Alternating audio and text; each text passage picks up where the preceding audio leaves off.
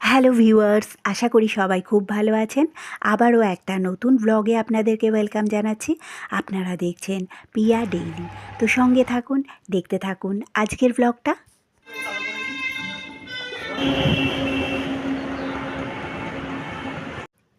এই যে দেখুন, আমাদের ছাদ থেকে সন্ধেবেলার পরিবেশটা কি সুন্দর লাগছে না?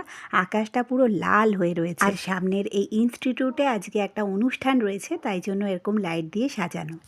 আর এটা হচ্ছে আমাদের ফ্ল্যাটের কমপ্লেক্স।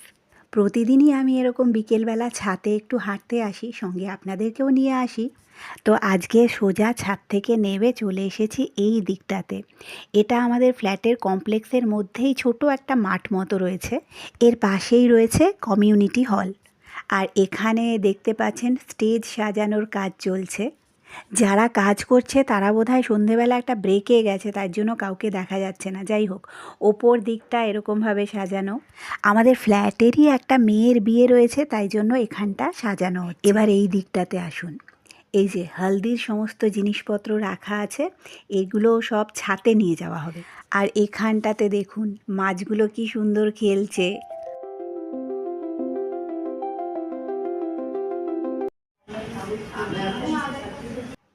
এটা একটা অ্যাকোয়ারিয়াম। সামনে দুটো সাদা মাছ দেখা যাচ্ছে, আর পেছনে একটা মাছ দেখা যাচ্ছে, ওটাকে বলছে জেলিফিশ। আর আজকে সন্ধেবেলায় দেখুন প্যান্ডেল সাজানোর কাজ প্রায় কমপ্লিট। আর এই যে এখানটায় একটা ডেকোরেশন হবে, একটা ঠাকুরের মূর্তি বসানো হবে। আর এই জায়গাটা বানাচ্ছে ফটোজোন। সেটা অবশ্য এখনও রেডি হয়নি পুরোপুরি। তো যাই হোক, চলুন আপনাদের সাথে একটু গল্প করা যাক। কয়েকদিন আগে আমি সোশ্যাল মিডিয়ায় একটা পোস্ট পড়ছিলাম, যেখানে লেখা ছিল, যেই জিনিসটা আমি একসময় 1000 বার চেয়েছি তবুও পাইনি, সেটা যদি পরবর্তীতে আমার কাছে 1000 গুণ বেশি করেও ফেরত আসে, তবুও আমি জিনিসটা গ্রহণ করব না। আর এই যে দেখুন হলদির জিনিসপত্রগুলো দেখাচ্ছিলাম, তো সেগুলো পরের দিনকে ছাতে এরকম সুন্দর করে সাজানো হয়েছে। তো যাই হোক, যেটা বলছিলাম, যে পোস্টটাতে দেখলাম অনেক কমেন্ট পড়েছে, হ্যাঁ একদম একদম ঠিক, এটাই উচিত, এরম টাইপের কমেন্ট। বিয়ের দিন সন্ধেবেলা এই গাড়িটা দাঁড়িয়েছিল বাইরে। তো চলুন আবার কথায় ফিরে আসা যাক। তো এই কমেন্টগুলো দেখে আমার মনে হলো, সত্যি আমিও এক সময় এরকমই ছিলাম।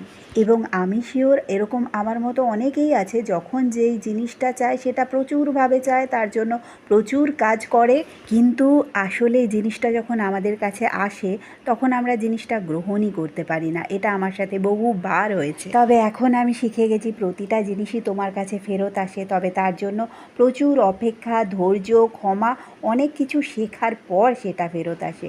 অপেক্ষাটা হয়তো অনেক সময় বছরের পর বছর হয়। তারপর জিনিসটা এলে সেটা তুমি গ্রহণ করবে কি করবে না, সম্পূর্ণ তোমার উপর।